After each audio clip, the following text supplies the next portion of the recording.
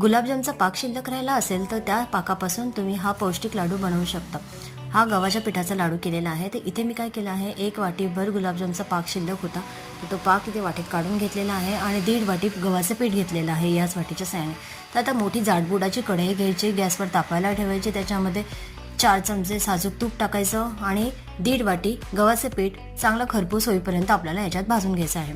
पीठ भाजता भिजता आपण त्याच्यात थोडंसं चवी म्हणजे आपल्याला जसं पाहिजे त्याप्रमाणे आपण इथे तूप टाकून घेणार आहोत आणि खरपूस भाजून झाल्यानंतर आपण त्याच्यामध्ये थोडंसं किंचित मीठ आणि बडीशेपची पावडर टाकून घेणार आहोत आणि त्यानंतर सर्वात शेवटी आपल्याला जो गुलाबजामचा पाक होता तो ॲड करून घ्यायचा आहे आणि त्यानंतर गरम असतानाच असं ताटामध्ये काढून घ्यायचं, जरा वाटीच्या साहाय्याने असं स्मॅश करून घ्यायचं आणि असे छोटे छोटे गोळे करायला स्टार्ट करायचे।